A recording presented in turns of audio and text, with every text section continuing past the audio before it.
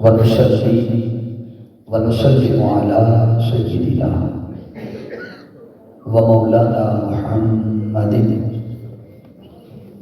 رسول النبي الأمي الأمين المكين الحنين الكريم الرؤوف الرحيم. أما بعد فأعوذ بالله من الشيطان الرجيم. بسم الله الرحمن الرحيم. ما كان محمد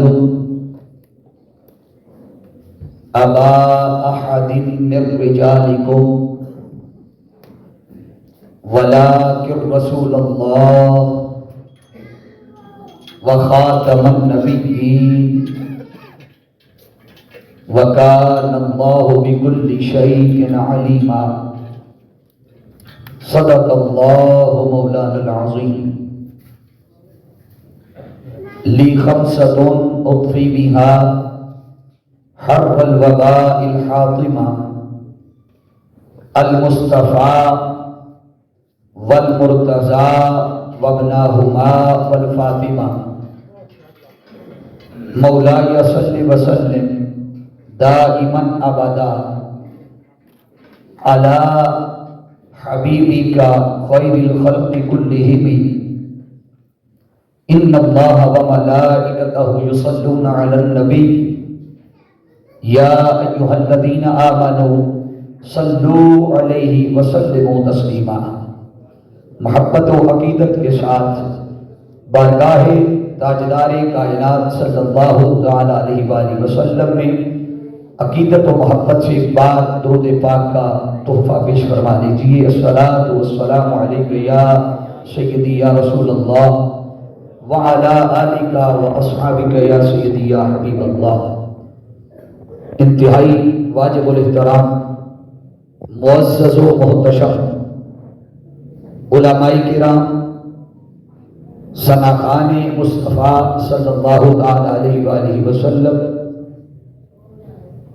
اور علاقہ بھر کی سیاسی، سماجی، مذہبی، دینی، علمی، فکری، روحانی، معزز اور معتبر شخصیات جو تحریک منہاج القرآن منڈی بہاؤالدین کے زیر اہتمام ماہ رمضان المبارک کی ان پرنور ساعتوں میں 5 روزہ دروس عرفان القرآن کے دوسرے فیز کی آج چوتھی نشست میں تشریف لائے. دعا ہے رب کائنات آپ سب کے دامن میں اپنی رحمتوں اور برکتوں کا نزول فرمائے. مرد حضرات کے ساتھ بالخصوص ان سے بڑھ کر اس مبارکباد کی مستحق میری مائیں، میری بہنیں اور میری بیٹیاں ہیں کہ جو اپنے بھائیوں کے شانہ بشانہ آقا دو جہاں صلی اللہ علیہ وسلم کے دین کی سربلندی کے لیے شب و روز کوشاں ہیں. اللہ رب العزت انہیں بھی دنیا و آخرت میں اجر عظیم عطا فرمائے.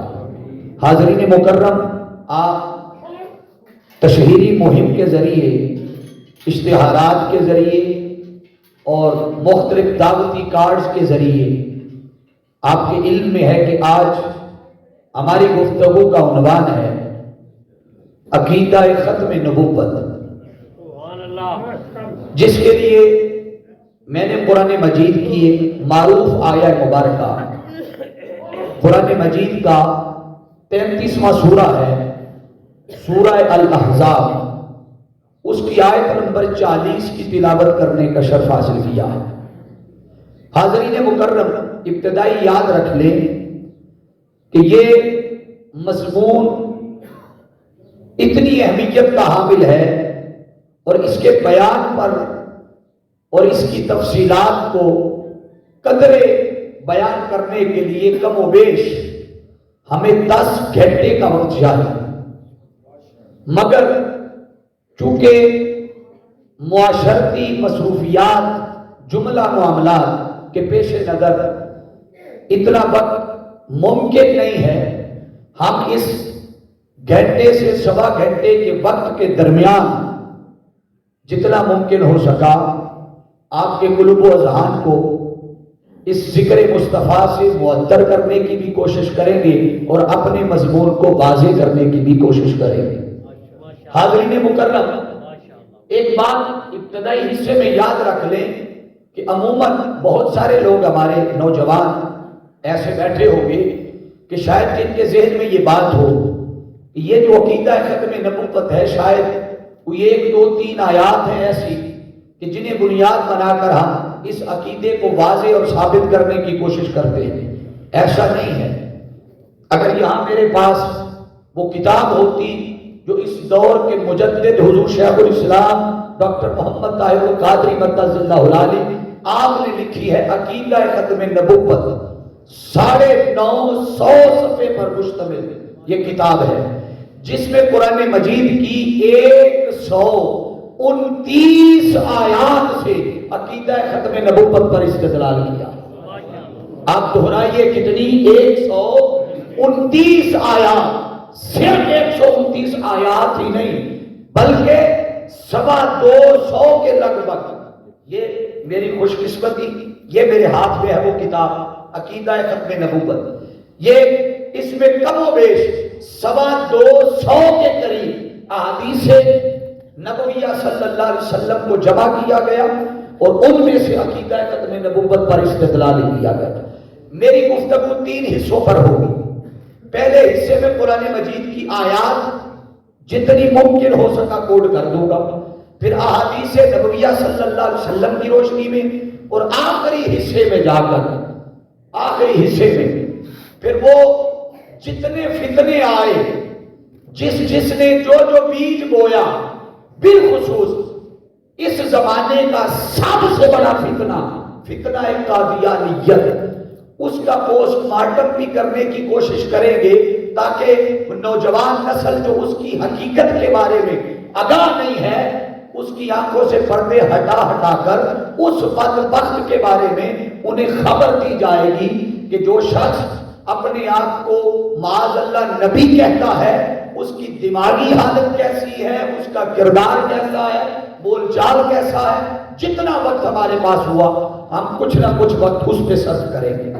اب حاضرین جی احتشام، اس عقیدہ ختم نبوت کی اہمیت کے حوالے سے جان لیں کہ عقیدہ ختم نبوت اسلامی عقائد کی دنیا میں انتہائی اہمیت کا حامل ہے، اور یوں سمجھیں کہ اسلامی عقائد کی جو عمارت کھڑی ہے اس کی بنیاد اور اساس یہی عقیدہ ختم نبوت ہے۔ جیسے کوئی 3-4 منزلہ عمارت کسی سہارے پہ کھڑی ہو اور اس عمارت کا سہارا چھین لیا جائے، گرا دیا جائے، تو کیا خیال ہے وہ عمارت باقی رہے گی؟ سب بولیے ذرا، نہیں رہے گی۔ جیسے وہ عمارت اس سہارے کے بغیر کھڑی نہیں رہ سکتی، اسلامی عقائد کی عمارت بھی عقیدہ ختم نبوت کے بغیر کھڑی نہیں رہ سکتی۔ حاضرین جی احتشام، میں آیہ مبارکہ کی طرف چلتا ہوں۔ اللہ رب العزت نے ارشاد فرمایا، ما کان محمد ابا احد من رجالکم، یہ لوگوں سن لو، محمد صلی اللہ علیہ وسلم تمہارے مردوں میں سے کسی جوان مرد کے باپ نہیں ہیں۔ اب یہ اللہ رب العزت نے جب فرما دیا کہ کسی جوان مرد کے باپ نہیں ہیں، تو پھر انسانی ذہن میں سوال آتا ہے، اگر وہ کسی جوان مرد کے باپ نہیں ہیں تو پھر کیا ہے؟ اللہ نے اس سوال کا جواب متصلاً بات دے دیا، فرمایا وَلَٰكِن رسول اللہ، وہ تو اللہ کے رسول ہیں، بولیے اللہ کے رسول ہیں، وَخَاتَمَ النَّبِيِّينَ، اور نبوت کے سلسلے کو ختم کرنے والے ہیں۔ حاضرین جی احتشام، آگے فرمایا وَكَانَ اللَّهُ بِكُلِّ شَيْءٍ عَلِيمًا، اور اللہ ہر چیز کو خوب جاننے والا ہے۔ اب میں ابتدائی حصے میں اس آیہ مبارکہ میں جو بڑی خاص نص وارد ہوئی ہے آقا دو جہاں کی ختم نبوت کے حوالے سے، اللہ نے ارشاد فرمایا وَخَاتَمَ النَّبِيِّينَ، کہ سلسلہ نبوت کو ختم کرنے والے ہیں، اس مرزا بدبخت نے اس قوم کو گمراہ کرنے کے لیے، نوجوان نسل کے ایمان کو تباہ کرنے کے لیے اسی لفظ کا سہارا دیا، یہی لفظ خاتم کا، اسی کو سہارا بنا کر اب چونکہ قرآن مجید میں وہ تحریف تو کر نہیں سکتا تھا، کیوں؟ اس لیے کہ اس قرآن کی حفاظت کا ذمہ، سب بولیے ذرا، یقین جن کو ہے پختہ ہے نا تو سارے بولیے، اس کی حفاظت کا ذمہ اللہ نے اپنے ذمہ لے رکھا تھا، تو اس میں تحریف تو کر نہیں سکتا تھا، الفاظ کا رد و بدل تو کوئی کر نہیں سکتا تھا، اس نے لفظ وہی لیا مگر اس کے معنی کو، اس کے مفہوم کو بدل کر سادہ لوگ مسلمانوں کو گمراہ کر کے ان کی عقیدوں کو تباہ کر دیا۔ اسی لفظ کو پکڑا اور پکڑ کر وہ اس کا معنی یوں بیان کرتا ہے، وہ کہتا ہے کہ چونکہ میں تو نبوت کا دعویٰ نہیں کر رہا، میں تو قرآن کا یہی لفظ بیان کر رہا ہوں جس میں اللہ نے فرمایا ہے کہ خاتم النبیین، کہ میں نے مصطفیٰ کو صلی اللہ علیہ وسلم کو نبیوں کی مہر بنایا ہے۔ اب میں اپنا دعویٰ نہیں کر رہا، میں اسی مہر کے تحت، اسی مہر کے تحت میں نبوت کا دعویٰ کر رہا ہوں کہ یہ مہر حضور ہی کی بارگاہ سے لگی جس کے ذریعے میں نبی بنا۔ حاضرین مکرم، اس کو اور واضح کرنے کے لیے وہ کہتا ہے کہ معنی یہ بنتا ہے کہ اب حضور جس پر مہر لگاتے جائیں گے وہ نبی ہوتا جائے گا۔ یہی سبحان اللہ اس وقت کے لوگوں نے کہی۔ یہ جو سبحان اللہ آج ہم یہ جملہ سن کر کرتے ہیں، جب کوئی بھی حضور کا غلام یہ بات سنتا ہے کہ ہمارے نبی کی اتنی شان ہے کہ وہ اب جس چیز پہ مہر لگاتے جائیں گے وہ بھی نبی ہو جائے گا، یہی وہ جملہ تھا جس نے امت کو گمراہ کیا، جس نے امت کے عقیدوں کو، بات اس میں بڑی خوش کن تھی، حضور کی شان کا پہلو بھی تھا کہ آقا کی اتنی عظمت کہ وہ مہر لگا دے تو نبی ہو جاتا ہے، مگر اس میں گمراہی بھی تھی، اس میں ختم نبوت کا جو بات اور دروازہ اللہ بند کرنا چاہتا تھا وہ اس بدبخت نے کھولنے کی کوشش کی۔ اس معنی کو سمجھنے کے لیے تھوڑی سی لغوی بحث ہے۔ اگر یہ لغوی بحث آپ کے پلے پڑ گئی، آپ نے سینوں میں اور دلوں میں اور عقل کے باب کے اندر باندھ لی اور جوڑ لی، سنبھال لی، تو زندگی بھر جتنے مرضی حملے ہوتے رہے آپ کے عقیدے پر، آپ کا عقیدہ تباہ نہیں ہوگا۔ ابتدائی تو 3-4 جملے ہیں، اپنے پلے باندھ لے۔ لفظ خاتم اور خاتم یہ دونوں طرح سے آیا، بولیے کیا؟ خاتم اور خاتم، تا کی زبر کے ساتھ بھی، تا کی، سب بولیں گے ذرا، تا کی زبر کے ساتھ بھی، تا کی زیر کے ساتھ۔ اگر خاتم اور خاتم دونوں طرح سے آئے تو یہ دونوں کلمات کبھی اسم کے طور پر آتے ہیں، بولیے کیا؟ کبھی اسم کے طور پر۔ جب اسم کے طور پر یہ آئے تو تب ان کا معنی ہوتا ہے آخر قوم، بولیے کیا ہوتا ہے؟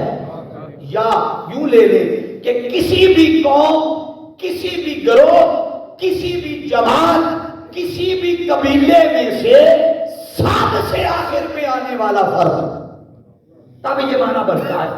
اب لفظ خاتم کو لے لیں تا کی زیر کے ساتھ تو یہ بر وزن فاعل، تب یہ اس میں فاعل بنتا ہے، تب اس کا معنی یہ ہوتا ہے کہ ختم کرنے والا۔ اگر نسبت اس معنی کی آقا کی طرف کی جائے تو خاتم بر وزن فاعل، مطلب یہ ہوا کہ مصطفیٰ ہی کی ہستی وہ ہستی ہے کہ جو نبوت کے سلسلے کو ختم کرنے والی،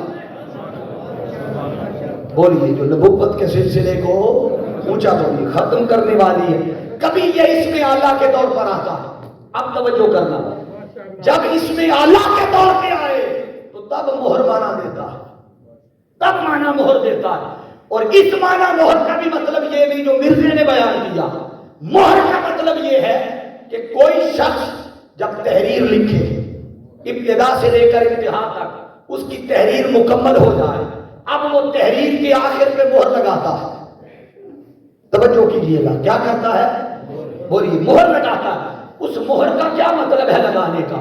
مطلب یہ کہ صاحب تحریر نے جو کچھ لکھنا تھا لکھ لیا،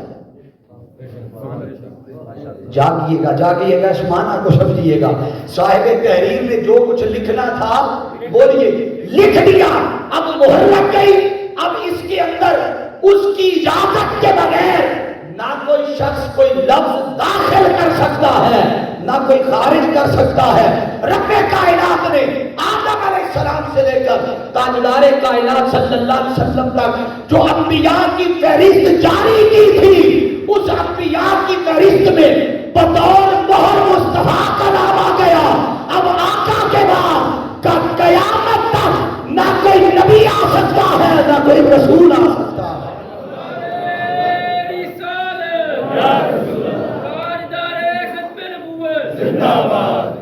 بولیے نہ کوئی نبی آ سکتا ہے نہ کوئی رسول آ سکتا ہے۔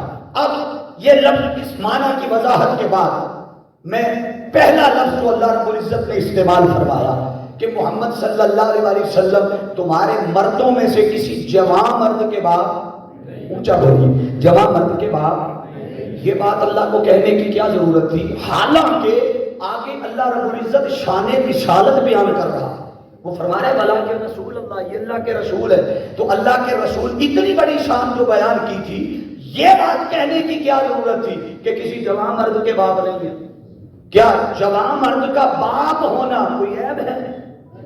بولیے ذرا، نہیں ہے۔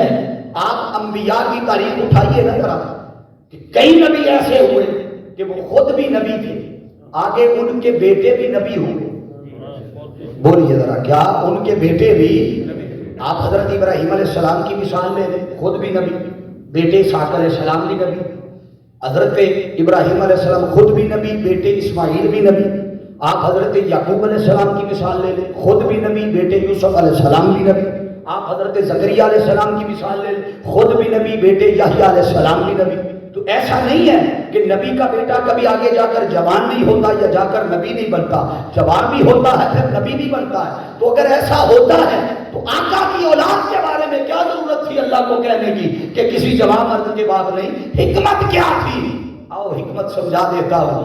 یہ جو رب نے فرمایا کہ کسی جوان مرد کے باپ نہیں ہے، اس ابوت کی نفی کی حکمت یہ تھی کہ اگر حضور کا کوئی بیٹا بالغ ہو جاتا اور جوان ہو جاتا تو یقیناً وہ بھی نبی ہوتا۔ تو بچوں، میں نے پیچھے مثالیں اسی لیے دی ہے نا، اگر حضور کا بیٹا جوان ہو جاتا تو بیٹا بھی، سب بولیے بیٹا بھی نبی ہوتا، اور اگر حضور کا بیٹا جوان ہوتا اور نبی ہو جاتا تو مصطفیٰ کے ختم نبوت نہ رہتی۔ اللہ نے وہ تاج آقا کے سر انور پہ سجانے کی غرض سے حضور کی اولاد کو بچپن میں ہی اپنی بارگاہ میں بلا لیا۔ اب اگر بیٹا جوان ہو جاتا، کوئی کہے کہ جوان ہو جاتا تو نبوت نہ دیتے، ختم نبوت آقا کے سر پہ رہتی، اولاد کو بڑا کر دیتا۔ ہاں اگر اولاد جوان ہو جاتی اور تاج آقا کے سر انور پہ ختم نبوت کا رہتا تو کل قیامت والے دن جب انبیاء کی صفیں سجتی تھی، ان انبیاء کی صفوں میں بڑے بڑے نبی ہوتے جو خود بھی اس شان کے ساتھ ہوتے کہ نبی خود بھی ہوتے، آگے بیٹے بھی نبی ہوتے، مگر حضور وہاں اس شان کے ساتھ ہوتے کہ خود تو نبی ہوتے، بیٹا نبی نہ ہوتا۔ اس پہلو میں آقا علیہ السلام پر جزوًا باقی نبیوں کو فضیلت حاصل ہو جاتی، اللہ کو یہ فضیلت بھی گوارا نہ تھی۔ رب کائنات نے بچپن میں ہی آقا کی اولاد کو اپنی بارگاہ میں بلا کر ختم نبوت کا تاج بھی مصطفیٰ کے سر سجا دیا اور حضور کی ذات میں کوئی عیب بھی شامل نہیں ہونے دیا۔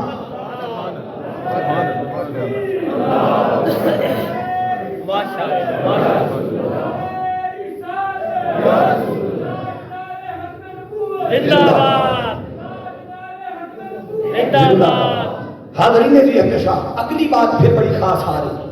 اب آپ ذرا دیکھیے، میں یہاں ایک اور مثال کوڈ کر دیتا ہوں۔ یہ علماء کے لیے بالخصوص، بالعموم تو سب کے لیے، آپ دیکھیے کہ یہود و نصارہ اللہ انبیاء کو اللہ کا بیٹا کہتے ہیں۔ بولیے کیا یہود و نصارہ انبیاء کو اللہ کا، یہ میں قرآن مجید کی ایک آیت کوڈ کر رہا ہوں سورہ توبہ کی۔ اللہ نے ارشاد فرمایا وقالت الیہود عزیر ابن اللہ، آگے فرمایا وقالت النصارى المسیح ابن اللہ۔ کہ یہود و نصارہ نے انبیاء کو کہا یہ اللہ کے بیٹے ہیں، تو جیسے یہاں اللہ نے نفی فرمائی نا کہ جوان مردوں کے باپ، بولیے ذرا، وہاں بھی نفی کی۔ جب یہود و نصارہ نے انبیاء کو اللہ کا بیٹا بنایا، اللہ نے وہاں بھی نفی کی، وہاں نفی کس انداز میں کی؟ فرمایا محبوب آپ اعلان فرما دیں، حضور سے اعلان کروایا۔ اعلان کیا؟ فرمایا انہیں فرما دے کون ان کان للرحمن ولد فانا اول العابدین، محبوب نے فرما دے کہ اگر خدا کا رحمان کا کوئی بیٹا ہوگا انا اول العابدین، میں سب سے پہلے اس کی عبادت کرتا ہوں۔ تو یہ اول العابدین یعنی اگر خدا کا بیٹا ہوگا تو یقیناً وہ بھی الہ ہوگا۔ جیسے نبی کا بیٹا بھی پھر نبی ہوتا، اگر خدا اللہ نہ کرے معاذ اللہ اگر خدا کا بیٹا ہوتا تو وہ بھی الہ ہوتا، اور اگر بیٹا ہوتا اور الہ ہوتا تو پھر توحید نہ رہتی۔ توجہ بولیے، پھر توحید نہ رہتی، اور اگر بیٹا ہو کر الہ نہ ہوتا تو پھر معاذ اللہ خدا کی ذات میں نقص رہ جاتا کہ بیٹا باپ کا ہے۔ کوئی کہتا کہ بیٹا تو خدا کا ہے مگر فیض نہیں لے سکا۔ اللہ رب العزت نے فرمایا لم یلد ولم یولد، نہ میں کسی کا بیٹا نہ کوئی میرا بیٹا۔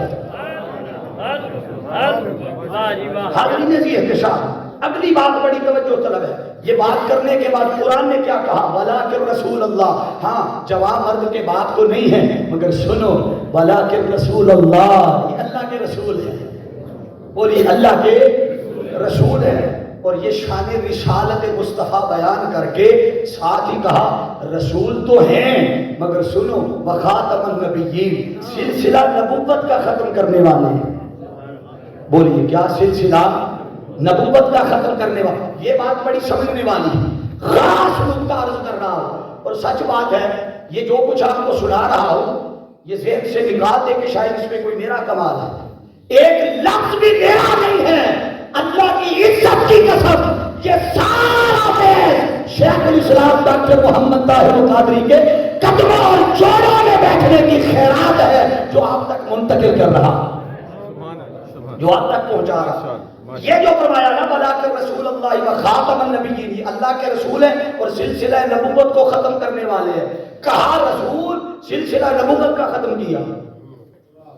آپ کہیں گے اس میں ایسی کون سی خاص بات ہے؟ ہاں خاص بات یہ ہے کہ اسلوب اور طریقہ قرآن کا ایک جدا ہے ساری دنیا کی کتابوں سے، جدا ہے۔ جہاں وَلَٰكِن رسول اللہ کہا تھا اللہ نے، وہاں ساتھ فرمانا چاہیے تھا وخاتم الرسول، کہ ہیں رسول اور سلسلہ بھی رسالت کا ختم کرنے والے، مگر ایسا نہیں فرمایا۔ فرمایا ہے رسول، شان یہ ہے مگر سلسلہ نبوت کا ختم کرنے والے۔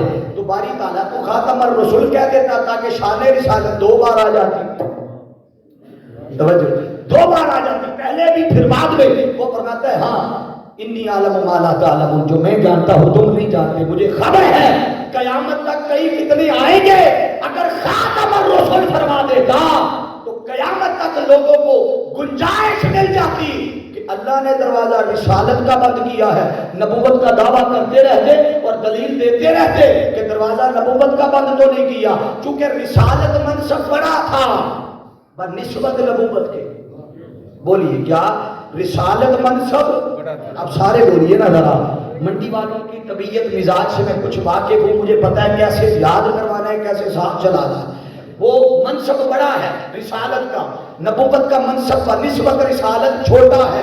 اس کو اور آسان کر دیتا ہوں، یاد رکھ لے جتنے رسول آئے ضروری ہے کہ ہر رسول نبی بھی ہو۔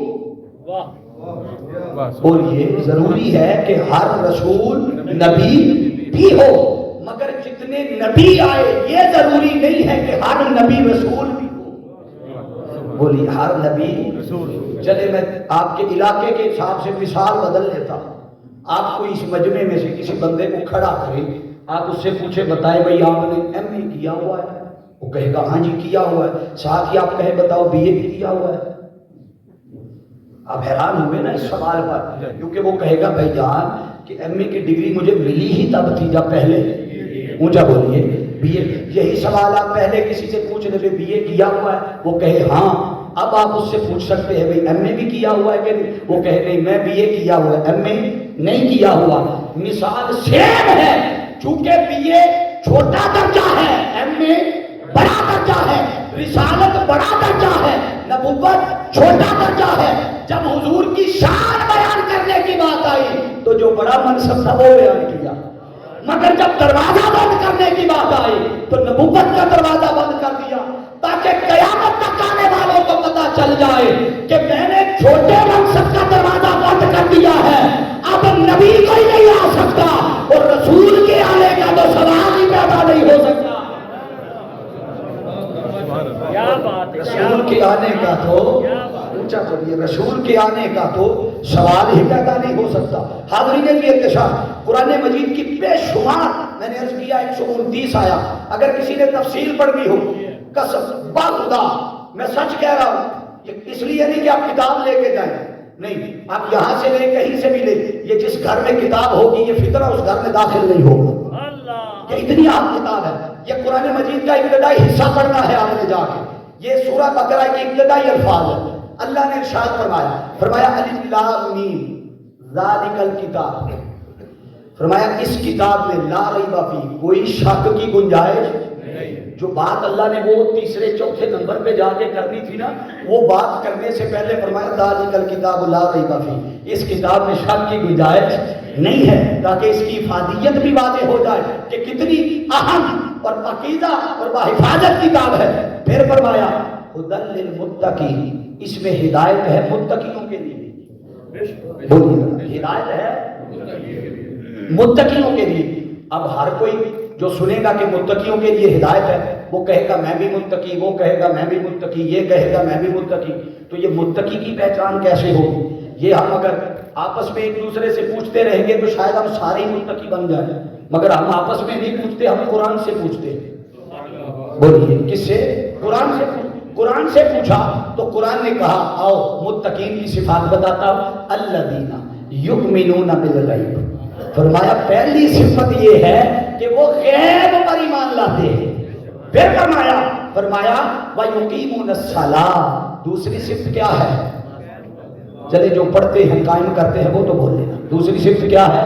وَيُقِيمُونَ الصَّلَاةَ، نماز، اونچا بولیے نماز قائم کرتے ہیں، یہ متقین کی دوسری صفت ہے۔ پہلی غیب پر ایمان، دوسرا فرمایا نماز قائم کرتے ہیں، وَمِمَّا رَزَقْنَاهُمْ يُنْفِقُونَ، اور ہمارے دیے ہوئے مال میں سے ہماری راہ میں خرچ کرتے ہیں۔ کتنی صفات ہو گئی؟ ہاتھ اٹھا کے ذرا بولیے، میں ذرا جگانا بھی ہے نا، ہاتھ آخر تک اٹھا کے بولیے کتنی صفات ہو گئی؟ اب جہاں لانا چاہتا تھا لے آیا ہوں۔ آگے فرمایا وَالَّذِينَ يُؤْمِنُونَ بِمَا أُنزِلَ إِلَيْكَ وَمَا أُنزِلَ مِن قَبْلِكَ، چوتھی صفت یہ ہے کہ اس پر ایمان لاتے ہیں جو ہم نے اپنے بندے پہ اتارا، اس سے مراد قرآن جو حضور پہ اتارا، وَمَا أُنزِلَ مِن قَبْلِكَ، اور اس پر بھی ایمان لاتے ہیں جو ہم نے حضور سے، بولیے سارے، حضور سے پہلے اتارا۔ ارے پہلے آنے والی وحی کا ذکر بھی آیا، مصطفیٰ پر آنے والی وحی کا ذکر بھی آیا، نہ اس سے پہلے کسی وحی کا ذکر، نہ مصطفیٰ پر آنے والی وحی کے بعد کسی وحی کا ذکر، بعد میں کسی وحی کا ذکر نہ آنا اس عمل پر دلالت کرتا ہے کہ جو وحی مصطفیٰ پہ آ گئی وہ آخری وحی تھی، اس وحی کے بعد نہ کوئی وحی آئے گی نہ کوئی نبی آئے گا۔ بولیے نہ کوئی وحی آئے گی نہ کوئی، بولیے نہ کوئی وحی آئے گی نہ کوئی نبی آئے گا۔ سورہ اعراف آیت نمبر 158 کوٹ کر رہا، اللہ رب العزت نے ارشاد فرمایا، قرآن مجید کا اگلا مقام، فرمایا یا ایھا الذین آمنوا، آمین، اے ایمان والو ایمان لاؤ۔ اللہ کرے آپ یہ جملہ جاگ کے سمجھیں، اے ایمان والو، خطاب کن کو کیا؟ ایمان والے بولیں گے، خطاب کن کو کیا؟ ایمان والوں کو، اور ایمان والوں کو خطاب کر کے پہلے کہا مومنو آمینو، ایمان لاؤ۔ اے ایمان والو، بولیے، سوال ایک بڑا خاص ہے کہ اللہ نے پہلے مومن کہا پھر کہا ایمان لاؤ، اگر وہ مومن نہیں تھے تو کیوں کہا ایمان والا؟ اگر مومن ہم نہیں تھے یا جن کو خطاب کیا وہ مومن نہیں تھے تو مومن کہا کیوں؟ اور اگر مومن تھے تو آمینو کہہ کر کس ایمان کی بات کی؟ قرآن سے پوچھتے ہیں، قرآن کیا فرماتا ہے؟ فرمایا آمینو باللہ ورسولہ والکتاب الذی نزل علی رسولہ والکتاب الذی انزل من قبل، فرمایا اس پر ایمان لاؤ جو ہم نے اپنے محبوب پہ اتارا ہے، اور نزل علی رسولہ والکتاب الذی انزل من قبل، اور اس پر بھی ایمان لاؤ جو ہم نے مصطفیٰ سے پہلوں پر اتارا ہے۔ اس کے بعد کسی اور وحی کا ذکر نہیں ہے، اللہ کا اس کے بعد کسی اور وحی کا ذکر نہ کرنا اس امر پر دلالت کرتا ہے۔ لوگوں جان لو جو وحی آنی تھی پہلوں پہ آ گئی یا مصطفیٰ پہ آ گئی، اب اس کے بعد اور کوئی وحی، اونچا بولیے، کوئی اور وحی نہیں آئے گی، نہ کوئی وحی آئے گی نہ کوئی نبی آئے گا۔ اور یہ بھی واضح کر دوں، اس میں بڑا محبت والا نقطہ، اللہ کرے آپ کے پلے پڑ جائے، یہ بات بڑی خاص کر رہا ہوں۔ یہ جو نبی اور رسول نبی ہے، شان نبوت، نبی تو بنتا ہی تب ہے نا جب اللہ وحی اتارے یا وحی کلام کرے۔ سادہ سی بات، نبی تب بنتا ہے جب اللہ، مجھے بولیے، اللہ کے کلام کرنے سے نبی بنتا ہے۔ بس وہ آپ دیکھیے جب اس نے اپنی معرفت بیان کیا نا، فرمایا میری پہچان کرواؤ میرے محبوب، تو کہنے کو تو وہ یوں فرما دیتا نا، هو اللہ احد، وہ ایک ہے۔ کیا بولیے ذرا، وہ یہ نہیں کہا، فرمایا محبوب کل، یہ بات تو فرما کہ کل هو اللہ احد، وہ بولیے وہ ایک ہے۔ اب آپ یہ بات بڑی خاص کر رہا ہوں کہ اللہ رب العزت نے رسول کی رسالت کے توسل سے فرمایا محبوب تو اعلان فرما دے کہ وہ ایک ہے۔ اب رب کائنات نے آقا کی توسل کے ذریعے یہ اعلان تو کروا دیا، بس یہ اعلان کرنا تھا، نبوت ظاہر ہو گئی۔ یہ کلام کرنے کی دیر تھی، بس وہ کلام کرتا گیا، نبی بنتا گیا۔ وہ کلام کرے تو آدم بنتا ہے، وہ کلام کرے تو نوح بنتا ہے، وہ کلام کرے تو موسیٰ بنتا ہے، وہ کلام کرے تو یعقوب بنتے ہیں، وہ کلام کرے تو ہارون بنتے ہیں، وہ کلام کرے تو دیگر، وہ کلام کرتا گیا نبی بنتے گئے۔ بولیے کلام کرتا گیا نبی بنتے گئے۔ اب وہ کلام کر کر کے کسی کو کلیم اللہ بنا دیا، اور کلام کرتا بھی کیسے رہا؟ کسی سے کلام جبریل کے ذریعے کرتا رہا، کسی سے کلام دور پہ بلا کے کرتا رہا۔ یہاں بھی مصطفیٰ کو فضیلت دے دی، فرمایا ہم کلام کرنے میں بھی مصطفیٰ تجھے دوسروں سے جدا رکھیں گے۔ کسی کے ساتھ کلام جبریل کے ذریعے کیا، کسی کے ساتھ اور ذریعے کیا۔ محبوب تو واحد ہے جسے پاس بلا کے سارے پردے اور حجابات اٹھا کے تجھ سے کلام کیا، بس وہ کلام کرتا گیا، نبی بنتے گئے۔ اب جب ہر کسی سے کلام ہوتا رہا، حضور سے بھی کلام ہوا، اب رب کائنات نے فرمایا میرے محبوب ہم نے بڑوں سے کلام کیا، 1,24,000 کم و بیش سے کلام کیا۔ محبوب اب سن، جب سے کلام کرنے کے بعد تجھ سے کلام کیا ہے میرے محبوب، کلام تو بڑوں سے کیا تھا مگر تجھ سے کلام کرنے کے بعد اب قیامت تک کسی سے کلام کرنے کی ضرورت نہیں رہی، چونکہ نبی تب بنتا ہے جب کلام کیا جائے۔ اب چونکہ خدا کلام ہی نہیں کرے گا تو نبی کہاں سے آئے گا؟ بولیے یا رسول اللہ، یا رسول اللہ، زندہ باد، زندہ باد۔ حاضرین جی احتشام، یہ قرآن مجید کی اگلی آیت میں کوڈ کر رہا، یہ سورہ صف اس کی آیت، فرمایا وَإِذْ قَالَ عِيسَىٰ ابْنُ مَرْيَمَ یا بنی اسرائیل۔ اب میں صرف آیات پڑھ کے گزرتا جاؤں گا، اگر تفصیل میں گیا تو بہت ساری آیات میری رہ جائے گی۔ میں چاہتا ہوں زیادہ تر آیات جن سے استدلال کیا جا سکتا ہے، کئیوں میں بڑی وضاحت ہے، کئیوں سے استدلال کیا جا سکتا ہے، وہ آپ کے سامنے رکھ دیتا ہوں، بعد میں آپ مطالعہ کرتے رہے۔ فرمایا وَإِذْ قَالَ عِيسَىٰ ابْنُ مَرْيَمَ یا بنی اسرائیل إِنِّي رَسُولُ اللَّهِ إِلَيْكُمْ مُصَدِّقًا لِمَا بَيْنَ يَدَيَّ مِنَ التَّوْرَاةِ وَمُبَشِّرًا بِرَسُولٍ يَأْتِي مِن بَعْدِي اسْمُهُ أَحْمَدُ۔ یہ حضرت سیدنا عیسیٰ علیہ السلام نے اپنی قوم کو خوشخبری سنا رہے ہیں. ایک تو اپنے سے پہلے آنے والی کتابوں کی تصدیق کی بات کی اور ساتھ ہی فرمایا ہاں میں تصدیق بھی کرنے آیا ہوں اور ساتھ فرمایا ومبشر خوشخبری دینے آیا, بشارت سنانے آیا ہوں. کس کی؟ بے رسول, ایک رسول کی. کون سا رسول؟ فرمایا من بعدی, جو میرے بعد آ رہا ہے. نام کیا ہوگا؟ اسمہ احمد. یہ بات عیسیٰ علیہ السلام نے جب فرمائی تو نام لے کر فرمائی, حالانکہ اس سے پہلے جو 1.25 لاکھ آئے تھے ڈیوٹی وہ بھی یہی کرتے رہے. بولیے ذرا, ڈیوٹی وہ بھی, اونچا بولیے, یہی کرتے رہے. آپ آدم علیہ السلام کی حیات طیبہ اٹھا کر دیکھیں, آپ دیگر انبیاء کی حیات اٹھا کر, ہر نبی آ کر کہتا رہا اپنی قوم کو, ماننے والوں کو, کہ وہ میرے بعد آ رہا, من بعدی, وہ میرے بعد آ رہا. آپ ذرا سوچئے نا کہ نبی ڈیوٹی ہی یہ کرتا رہا کہ لوگوں کو شرک سے بچاتا رہا. بولیے, لوگوں کو شرک سے بچاتا رہا اور توحید کا نکھرا ہوا خالص تصور پیش کرتا رہا. اور پہلے جو گزر گئے نبی, تیسرا کام وہ یہ کرتے رہے کہ اگلے کے بارے میں بتاتے رہے. بولیے کیا؟ اگلے کے بارے میں بتاتے رہے کہ کون آ رہا ہے. ایسا نہیں ہے کہ کوئی آیا اس نے کسی اور کا نام لیا, کوئی آیا اس نے کسی اور کا نام نہیں, جو بھی آیا اس نے یہی کہا من بعدی, وہ آ رہا. کیا کہا؟ من بعدی, میرے بعد وہ آ رہا ہے.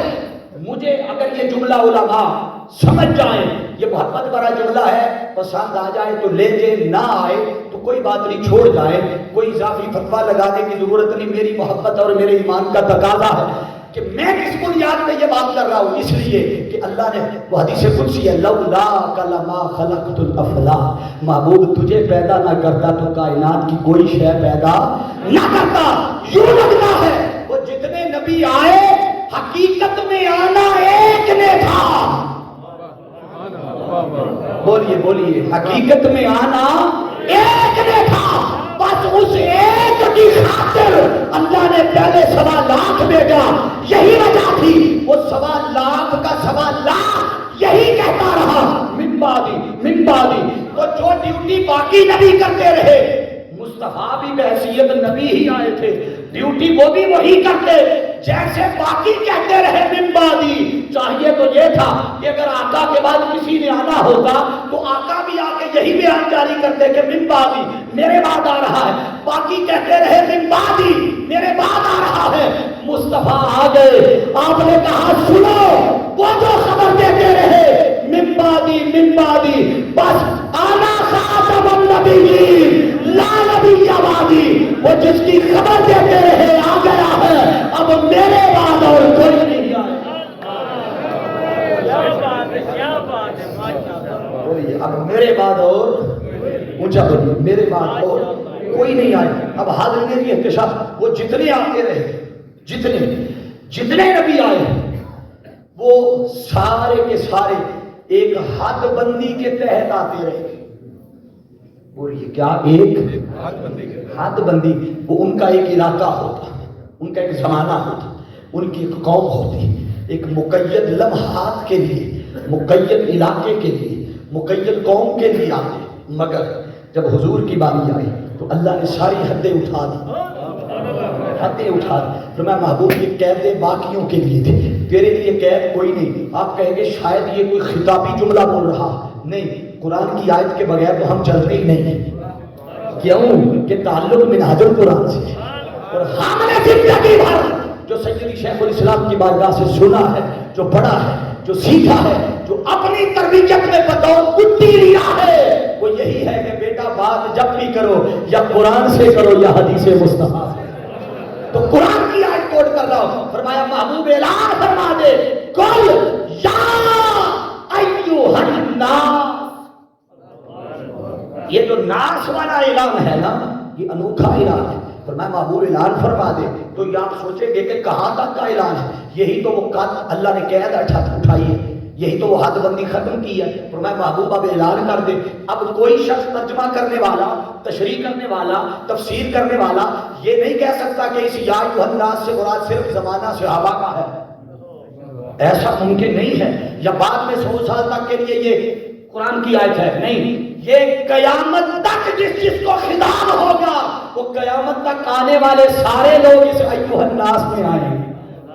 یا ایھا الناس میں فرمایا کل یا ایھا الناس انی رسول اللہ کہ میں تمہاری طرف اللہ کا رسول, سارے بولیے ذرا, اللہ کا رسول بن کے آیا ہوں. آگے فرمایا انی رسول اللہ الیکم جمیعا للذی لہ ملک السماوات والارض. قرآن نے آگے وضاحت کر دی کہ وہ رسول کہاں تک ہے, اس کی شان کہاں تک ہے, حدیں اٹھا دی.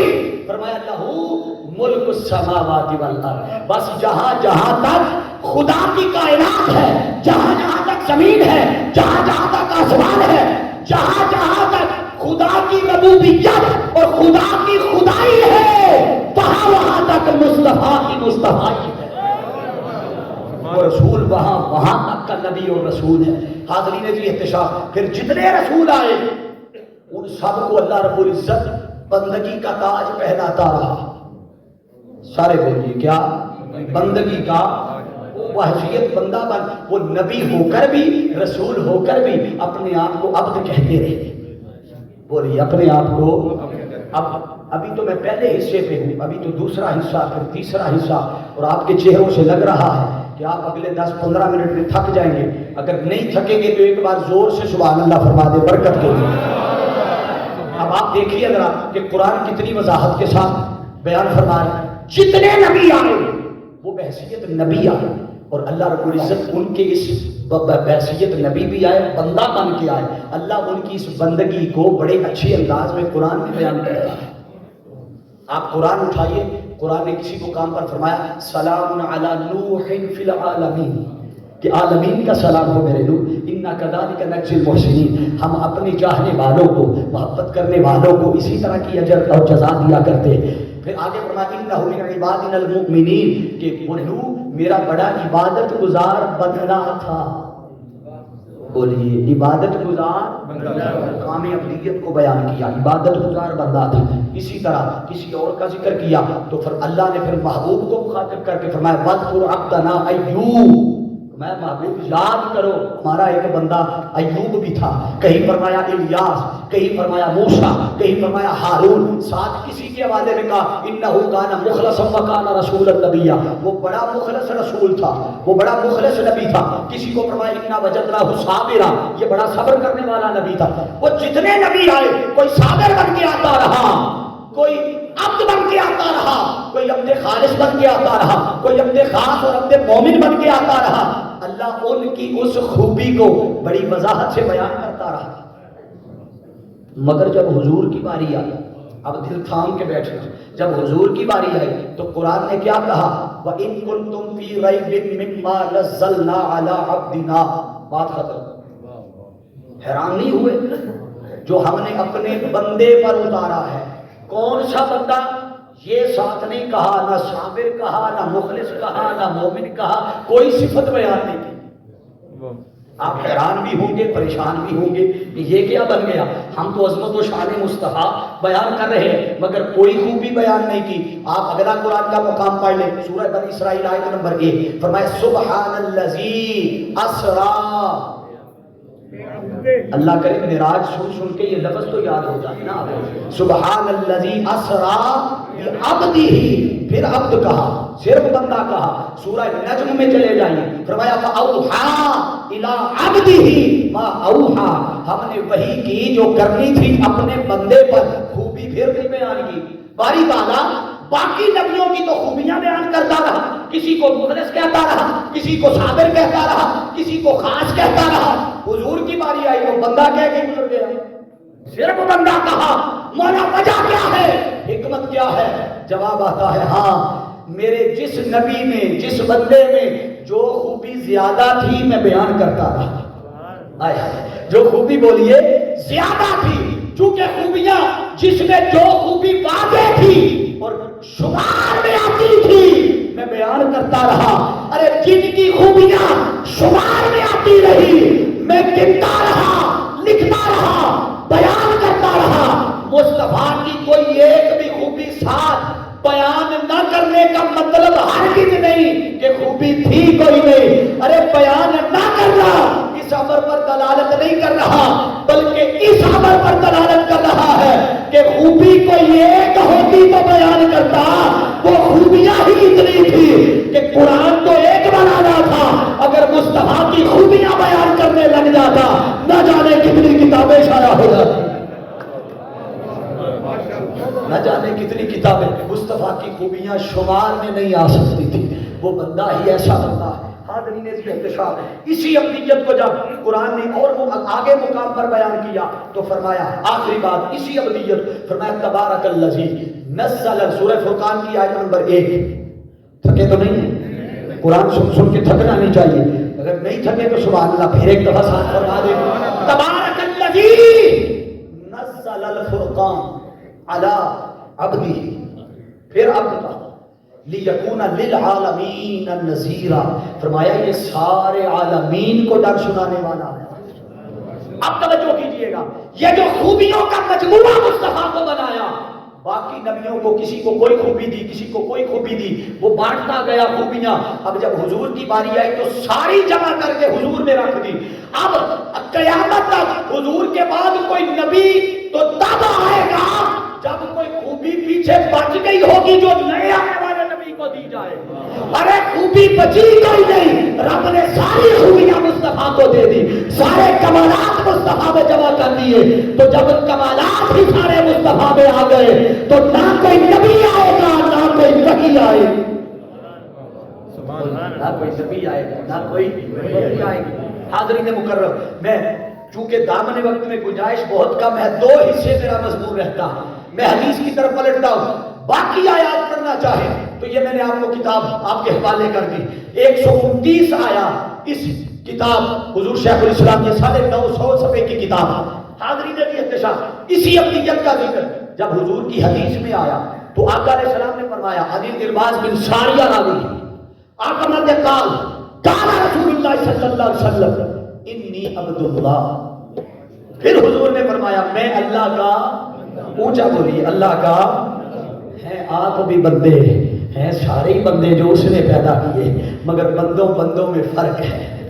بولیے، ایک وہ بندہ ہے کہ جو میری طرح کا نکما ہے، اور ایک وہ بندہ ہے کہ جس میں رب نے ساری دنیا اور جہاں کے کمالات جمع کر کے ختم نبوت کا تاج اس بندے کے سر پہ سجا دیا۔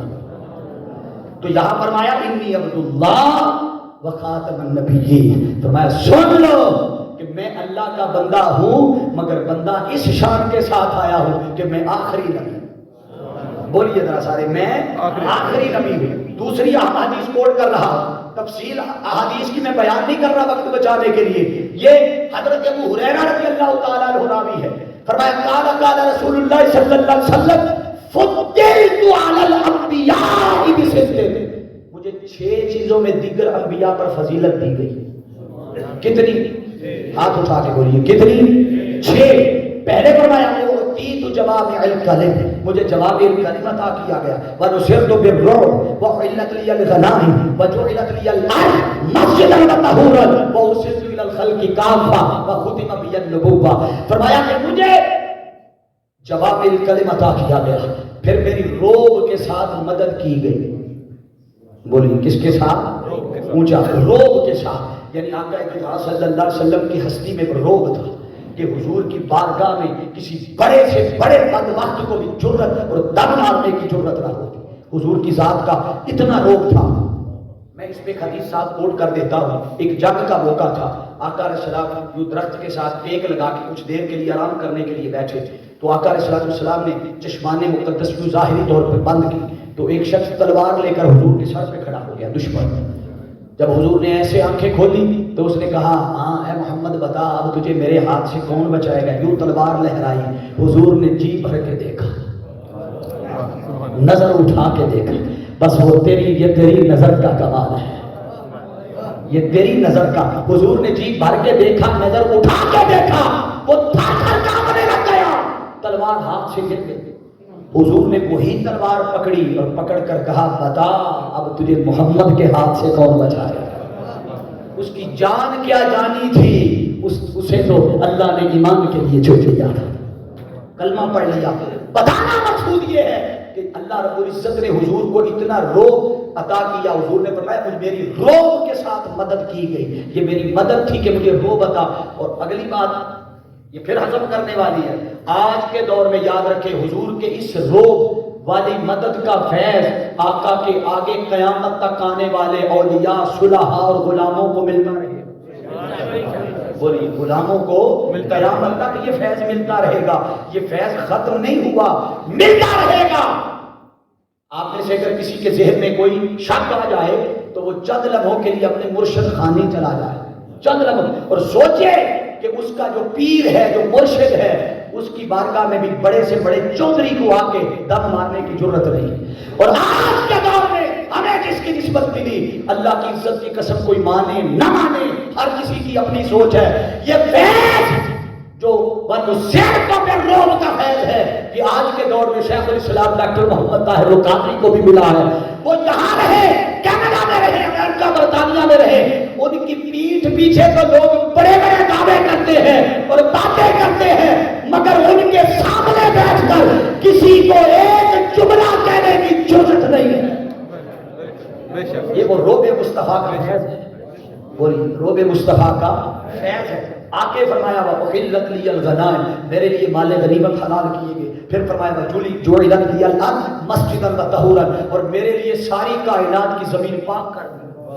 اب تمہارا جہاں جی کرے نماز کا وقت ہو جائے, مصلی جہاں جی کرے بچھاؤ نماز پڑھ لو. اللہ نے حضور کے صدقے ہر جگہ پاک کر دی. اور پھر فرمایا آقا علیہ السلام نے وَأُرْسِلْتُ إِلَى الْخَلْقِ كَافَّةً, میں تمام مخلوق کی طرف رسول بنا کے بھیجا گیا. وَخُتِمَ بِيَ النُّبُوَّةُ, اور مجھ پر نبوت ختم کر دی گئی ہے. حاضرین کی احتشام, میں حدیث کا بھی اتنا حصہ بیان کر کے اگلا حصہ بڑا اہم ہے اس کی طرف چلتا ہوں تاکہ وقت پر آپ کو چھوڑ بھی دیا جائے. اور آخر پہ پیغام, یہ جو کچھ آپ مجھ سے سن رہے ہیں نا, باخدا یہ تو کچھ بھی نہیں ہے. اصل خطاب تو کل جو آخری نشست ہے اس میں ہوگا. مجھے تو یہ ہر ٹیم میں داخل کرتے ہیں بندے پورے کرنے کے لیے. بندہ ان کو نہیں ملتا تو مجھے ڈال دیتے ہیں کہ چلو بندہ پورا, ٹیم پوری ہو جائے. جیسے کسی ٹیم میں کوئی نہ بیٹس مین ہو نہ بالر ہو تو ایک فیلڈر دے دیتے. اب تو سمجھے مجھے بطور فیلڈر بھیجا ہوا ہے کہ جاؤ فیلڈ کرو. توجہ کیجئے گا حاضرین, یہ ججوا صاحب کی محبت ہے. اللہ آپ محبت کو سلامت رکھے. توجہ کیجئے گا حاضرین مکرم, جو کل خطاب ہوگا, اور کل یہاں تو نشست ختم ہو جائے, کل آپ کے پروگرام کی تو آخری نشست ہے, مگر آج عہد کریں اور وعدہ کریں کہ یہ جو حضور کے دین کی سربلندی کا عہد لے کے نکلے ہو, یہ جو وحدت امت کا نیت اور ارادہ لے کے نکلے ہو, یہ جو ایک جگہ بیٹھ کر ذکر مصطفیٰ سننے اور کرنے کا ارادہ لے کر نکلے ہو, اس ارادے کو عملی جامہ پہنانے کے لیے 23 مارچ, بولیے تاریخ نوٹ کیجئے, کیا 23 مارچ بروز ہفتہ بعد نماز فجر, میرے قائد شیخ الاسلام ڈاکٹر محمد طاہر القادری صاحب کے بڑے صاحبزادے ڈاکٹر حسن محی الدین قادری صاحب, علمی فکری تحقیقی شخصیت, ان کا خطاب تھا گریش مارکی میں. آپ سب پر لازم ہے, میں سمجھتا ہوں سچ بات ہے, جتنا فقدان ہے علم کا ہم پر واجب ہے کہ ہم جائیں اور وہاں سے علم اور قرآن کے نور کی خیرات ہے. حاضرین جی احتشام, اب توجہ کیجئے گا, اگلا حصہ اہم کیسے ہے کہ قرآن مجید میں تو اللہ نے فرما دیا میرا مصطفیٰ آخری نبی ہے, حدیث میں آقا نے فرما دیا میں آخری نبی ہوں. یہ صرف بیان نہیں کیا, حضور نے جو بعد میں آنے والے فتنے تھے 1400 سال پہلے ان فتنوں کا بھی بتا دیا. جانتے رہنا, ان فتنوں کا بھی بولیے بتا دیا. آقا علیہ السلام نے فرمایا, یہ حدیث کوٹ کر رہا ہوں, ان ثعبان رضی اللہ تعالیٰ عنہ قال قال رسول اللہ صلی اللہ علیہ وسلم سیقول ثلاثون کذابون کلهم یزعم انه نبی وانا خاتم النبیین لا نبی بعدی. حضور نے فرمایا سن لو, میرے بعد 30 جھوٹے کذاب آئیں گے. 30 جھوٹے آئیں گے. کتنے بولیے 30 جھوٹے آئیں گے. آقا نے فرمایا ہر کوئی یہی گمان کرے گا کہ وہ نبی ہے. فرمایا انا خاتم النبیین لا نبی بعدی, میں آخری نبی ہوں, میرے بعد کوئی نبی نہیں آئے گا. آپ نے تو ایک یا دو ان بدبختوں کا سنا ہوگا جنہوں نے آ کے عقیدہ ختم نبوت پہ ڈاکہ زنی کی. آج آپ کے دامن میں کچھ اور خیرات ڈالتا, اور خیرات ڈالتا. وہ کیا؟ وہ جو حضور نے بشارت دی تھی اور خبر دی تھی کہ اتنے آئیں گے، میں تیزی تیزی سے نام گنوا دیتا ہوں۔ دو کو آپ جانتے ہوں گے، ایک ابتدائی دور والا، ایک آج کے دور والا فتنہ۔ ابتدائی دور والا مسلمہ کذاب اور اس دور والا فتنہ قادیانی، درمیان والے کچھ رہتے ہیں، تیزی تیزی سے سن لیں۔ اسود بن شی بدبخت گزرا، حارث بن شہید بدبخت گزرا، 119 ہجری میں مغیرہ بن شہید اجری گزرا، اس کے بعد ابو منصور اجری گزرا، پھر وہاں فرید نیشاپوری گزرا، 135 ہجری میں منور اسحاق خراسان گزرا، استاد شیش خراسانی گزرا، یابت بن عبداللہ 222 ہجری، علی بن محمد خارجی یہ 270 ہجری، ابو سعید حسن بن بہرام 301 ہجری، علی بن فضل یمنی 303 ہجری، حامیم مجرسی 320 ہجری، اس کے بعد عبدالعزیز باسندی 322 ہجری، ابو منصور اصبی 369 ہجری، ابو طیب طبیب احمد بن متنبہ، اصغر تغلبی، احمد بن قیس، عبدالحق مرسی، عبدالعزیز طرابلسی، اور 22ویں نمبر پہ مرزا غلام احمد قادیانی۔ کتنے؟ 22۔ اب تک 22 بدبخت فتنے آ چکے ہیں۔ اب سنیے، میں بالکل اختتام کے قریب ہوں، مگر یاد رکھ لو یہ فتنے جب جب انہوں نے سر اٹھایا، جیسے ہر دور میں اگر نمرود آتا ہے تو رب مقابلے میں ابراہیم بھی بھیجتا ہے، اگر یزید آتا ہے تو رب مقابلے میں، بولتے جائیے اب اگلا حصہ آپ نے بولنا ہے، اگر فرعون آتا ہے تو رب مقابلے میں موسیٰ بھی بھیجتا ہے۔ اسی طرح جب ان فتنوں نے سر اٹھایا، کبھی صدیق اکبر نے ان فتنوں کا سر کلا کما کیا، اور کبھی پیر مہر علی شاہ تاجدار مولانا، انہوں نے اس فتنہ قادیانیت کے خلاف شیشہ پلائی دیوار بن کے کھڑے ہوئے۔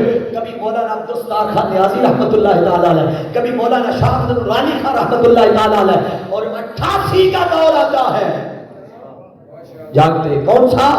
88 کا، جب اس بدبخت مرزا طاہر قادیانی جس کا طہارت سے دور دور تک واسطہ نہیں تھا، جو منبع غلاظت تھا، منبع ناپاکی اور نجاست تھا، اس نے مسلمانوں کو چیلنج کر دیا، آؤ مناظرہ کرو۔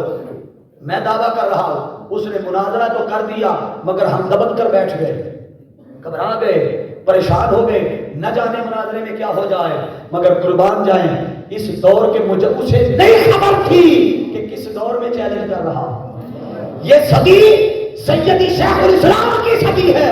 حضور شیخ الاسلام نے چیلنج قبول کیا، فرمایا تیرا چیلنج قبول کرتا ہوں، آپ میں سے جو بندہ اس وقت اس پریشانی کے عالم میں ہے نا کہ گفتگو لمبی ہو رہی ہے، مجھے سچ بات ہے کوئی شکوا نہیں، پہلا حصہ بھول جائے تب بھی شکوا نہیں، یہ 5-7 منٹ کی گفتگو نہ لے کے گئے تو سمجھنا باقی مضمون بھی ضائع کیا ہے، اتنی خاص بات بتانے لگا، یہ زندگی بھر آپ کو کوئی نہیں بتائے گا۔ حضور شیخ الاسلام نے 3 باتیں فرمائی، پیغام خط کے طور پہ، فرمایا سن لے، تیرا چیلنج میں قبول کرتا ہوں، عالمی میلاد کانفرنس مینار پاکستان میں سج رہی ہے، آ جانا، یاد رکھنا کہ صبح اذان فجر جب اللہ اکبر کی صدائیں بلند ہوگی تو تب تک تائب ہو کر ایمان لا چکا ہوگا، بولیے تائب ہو کر ایمان لا چکا ہوگا، اور اگر یہ نہ ہوا کہ کوئی ایمان نہ لا سکا، دوسری بات فرمائی کہ پھر تیری موت واقع ہو جائے گی۔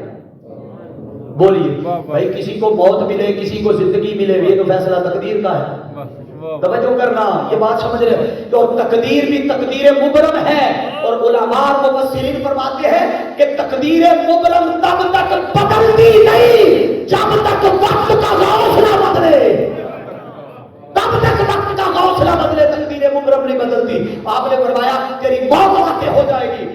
مولانا عبدالستار خان نیازی صاحب کو پتا چلا، انہوں نے کہا قادری صاحب آپ جانتے ہیں کیا کہہ رہے ہیں کہ موت واقع ہو جائے گی، یہ تو تقدیر کا فیصلہ ہے، تو کیا ہوگا؟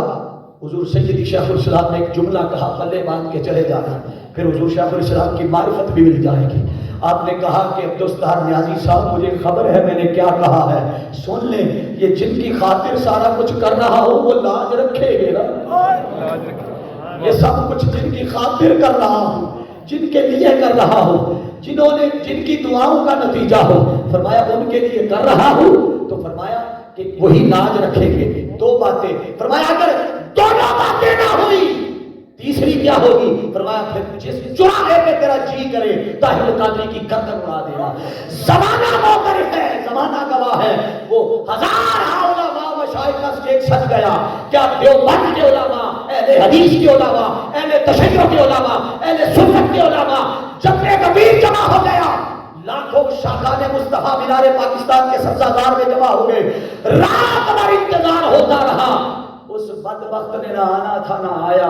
پھر صبح تہجد کے وقت وہ حضور شیخ الاسلام کے سر پہ پھر آقا دو جہاں صلی اللہ علیہ وسلم کی محبت کا تاج قادری صاحب کے سر سجا دیا علماء نے، اور اس موقع پر بھی جس نے سب سے پہلے بڑھ کر ہاتھ چومے وہ اپنے نہ تھے، بیگانے تھے۔ بدقسمتی ہماری، ہمیں حسد کھا گیا۔ میں اس طرف نکلتا تو بہت سی باتیں شاید چننے والی کر جاتا، ادھر نہیں جاتا۔ دوسرا موقع تب آیا 1984 جب انہی قادیانیوں بدبختوں نے پیٹیشن دائر کر دی، اور پیٹیشن دائر کر کے انہوں نے کہا کہ ہمیں قانون کے مطابق غیر مسلم تصور کرتے ہوئے ہمیں آزادانہ عبادت کی اجازت دی جائے اور شعائر اسلام استعمال کرنے کی اجازت دی جائے، ہمیں یہ دعوت عبادت کے لیے بلانے کے عمل کو اذان کہنے کی اجازت دی جائے، ہمیں بدبخت قادیانی اس کی آل کو، اس کے نسب کے میں گند پیدا ہونے والوں کو آل کہنے دیا جائے، ہمیں فلانی شاعر استعمال کرنے دیا جائے۔ پیٹیشن دائر ہو گئی، وکیل ان کا پیش ہو گیا۔ حضور شیخ الاسلام ڈاکٹر محمد طاہر القادری صاحب یہاں نہیں تھے۔ اب جب پیٹیشن دائر ہو گئی، وہ کہا ادھر سے بھی پیش ہونے لگ گئے، ان کے بھی پیش ہونے لگ گئے۔ اب 15 جولائی 1984 آپ سرچ کریں گے گوگل پہ، یوٹیوب پہ، آپ کو ڈیٹ نکل آئے گی، سارا فیصلہ، یہ 300 صفحے کا فیصلہ بتا دیتا، 300 صفحے کا فیصلہ جا کے نکال کر ڈیٹیل PhD میں پڑا ہوا ہے، نکال کر مکالہ سے لے لینا، مل جائے گا۔ 15 جولائی کو پہلی سماعت ہوئی، 15 جولائی سے لے کر 9 اگست 1984 تک 19 سماعتیں ہو گئی۔ کتنی؟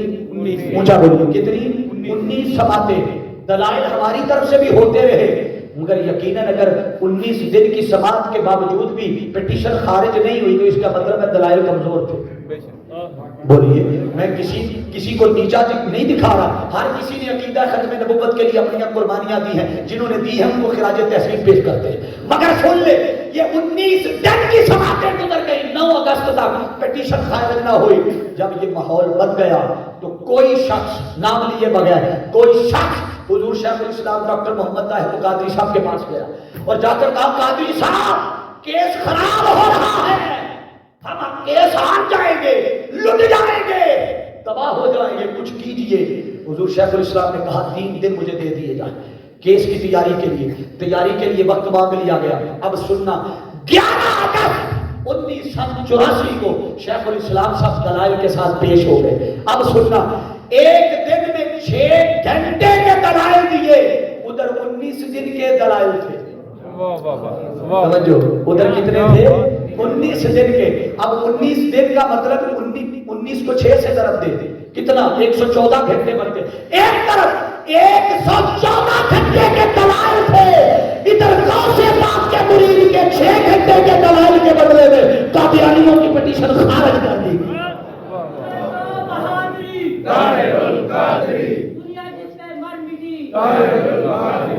حاضرین عزیز احتشام، پھر 1986 کا وقت آیا، آخری بات کر کے میں بات ختم کر رہا۔ 1986 کی بات آئی کہ جب 295C کا قانون کے بنوانے کی بات آئی تو تب بھی حاضرین مکرم حضور شیخ الاسلام ڈاکٹر محمد طاہر القادری نے 18 گھنٹے دلائل دیے۔ کوئی آ کر کہے کہ غیر جو نابالغ ہے اس کو سزائے موت گستاخی پر نہیں ہو سکتی، کوئی کہتا ہے غیر مسلم کو نہیں ہو سکتی، کوئی کچھ کہے کوئی کچھ کہے، قادری صاحب کا موقف سن لے۔ حضور شیخ الاسلام نے فرمایا جو مصطفیٰ کا بے ادب ہے، گستاخ ہے، آقا کی ناموس پر حملہ کرتا ہے، وہ مسلم ہو، وہ غیر مسلم ہو، وہ بچہ ہو، وہ جوان ہو، وہ مرد ہو، وہ عورت ہو، جو کوئی بھی ہو، مصطفیٰ کا بے ادب ہو، واجب القتل ہے۔ بولیے کیا ہے؟ واجب القتل۔ اب اس واجب القتل کا ہم نے کچھ معنی اور نکالا، اس میں 2 اہم چیزیں تھی، ایک چیز تو پیش کر دی گئی ہے، اس میں 2 چیزیں ہیں، ایک ہے پروسیجر لا، ایک ہے ابسٹینٹیو لا۔ ابسٹینٹیو لا تو بن گیا، پروسیجر لا کی ضرورت نہیں پڑنے دی اور کسی نے اپنے نام پہ کروا دیا۔ ہاں اب سوال یہ ہے کہ وہ بے ادب اور گستاخ ثابت کیسے ہوگا؟ یہ الگ ایشو ہے، میں اس کی تفصیل میں نہیں جاتا، صرف اتنا سمجھ لے جب یہ قانون پاس کروا کے باہر نکلے تو دہلیز عدالت میں جس ہستی نے اپنی پیشانی جھکا کر طاہر القادری کے ہاتھوں پر بوسہ دیا تھا وہ حضرت مولانا عبد الرحمن اشرفی جامعہ اشرفیہ والے تھے۔ انہوں نے کہا مصطفیٰ کے غلاموں کی لاج رکھ لی ہے، اللہ آپ کی لاج رکھے، اللہ آپ پر کر ہزاروں ڈھیروں دعاؤں کے ساتھ نوازا۔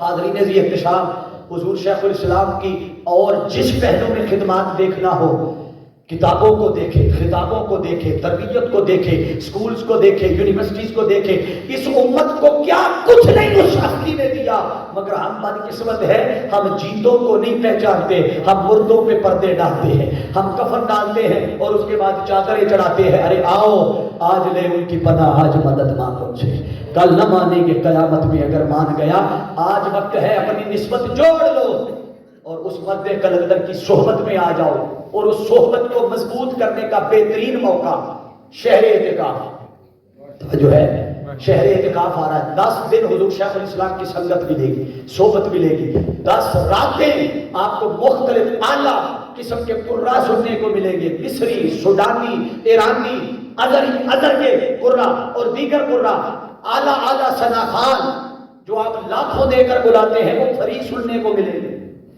ایسی شاندار محافل ہوگی۔ اور حاضرین ذی احتشام، آؤ اگر اس صحبت میں جا کر اپنی زندگی بدلنی ہے، ایمان کو کی بقا چاہتے ہو، تربیت چاہتے ہو، نسلوں کو سنوارنا چاہتے ہو، آؤ منہاج القرآن سے جڑ کے آج ہی بندے اپنی رجسٹریشن فی الفور منہاج القرآن کے احباب سے مل کر اپنی رجسٹریشن، محدود سیٹیں ہیں، فوری طور پر اپنی سیٹیں بک کروائیں۔ حاضرین ذی احتشام، یہ آپ کا مسئلہ بعد میں پھر دیکھتے ہیں کیونکہ یہ موضوع سے معاملہ ہٹ جائے گا، اللہ پاک آپ کے لیے آسانیاں پیدا فرمائے۔ حاضرین ذی احتشام، میں اپنی گفتگو کو ختم کرتے ہوئے اب آپ مجھے بتائیے، یہ جتنی میری مائیں بہنیں، پوری گفتگو میں نے بہنوں کو مخاطب نہیں کیا تو میں پھر اب مخاطب کر رہا ہوں، میری بہنیں ہیں، بیٹیاں ہیں، بھائی ہیں، بزرگ ہیں، آپ آئے ہیں تو آپ کو اجر ملا ہے یا نہیں؟ آپ اٹھا کے کھل کے بولیے، اجر ملا ہے یا نہیں؟ ثواب ملا ہے یا نہیں؟ آپ چاہتے ہیں کہ آپ آئیں اور ایک دفعہ آنے کا اجر 2 گنا 3 گنا ملے؟ بھائی یہ سودا کو کرنا چاہتا ہے، بولیے آپ چاہتے ہیں کہ ڈبل ٹرپل اجر ملے؟ اس کا طریقہ بتا دیتا ہوں، صرف یہ وظیفہ ہے۔ طریقہ کیا ہے کہ آپ اکیلے نہ آئیں، جیسے مسجد میں اذان پڑھنے والا شخص وہ اذان پڑھنے کا ثواب علیحدہ لیتا ہے، نماز کا ثواب علیحدہ لیتا ہے۔ بھائی جو نماز پڑھنے گیا وہ صرف نماز کا ثواب لیتا ہے، اذان کا نہیں لیتا۔ اذان کا ثواب اسی کو ہے جس نے پڑھی ہے، بولیے جس نے پڑھی ہے۔ میں چاہتا ہوں کہ آپ بھی داعی بن جائیں، آپ سامع بن کر آئیں گے تو سامعین کا ثواب پائیں گے، داعی بن کر جائیں گے تو داعی کا ثواب پائیں گے۔ ایک ہی مرتبہ میں دعوت دینے کا ثواب بھی ملے گا، سماعت کرنے کا ثواب۔ عہد کریں کہ کل ہر بندہ اپنے گھر میں کوئی شخص نہ چھوڑے، سارے حاضر ہو جائیں۔ چلے اگر یہ مشکل لگ رہا ہے تو کم از کم ہر گھر سے 3 فرد تو آنے چاہیے، کم از کم۔ جو پورے کی پوری فیملی آتی ہے ان کو تو مبارک بات ہے، مگر جو 1 2 آتے ہیں انہیں چاہیے کم از کم 3 سے زائد افراد آئیں۔ اور اگلے دن جب ہفتے والے دن حضور سید شیخ الاسلام کے جگر گوشے ڈاکٹر حسن صاحب تشریف لا رہے ہیں، اس دن اپنے اپنے گھروں میں نہیں رہنا، یہ موقع پھر نہیں آئے گا۔ لوگ اللہ کی عزت کی قسم کئی مہینے پہلے 2 منٹ کی ملاقات کے لیے ٹائم لیتے ہیں، مگر آپ قسمت والے ہیں کہ وہ چل کر خود آپ کے پاس آ رہے ہیں۔ حاضرین ذی احتشام، جہاں چوروں لٹیروں کے لیے جمع ہوتے ہو، آؤ وہاں ایک مرد کلندر کے شہزادے اور ولی کے صاحبزادے کی صحبت کے لیے آؤ۔ اللہ رب العزت ہم سب کو دین کا فہم اور دین کی سمجھ بوجھ عطا فرمائے، میری اور آپ کی حاضری کو قبول فرمائے۔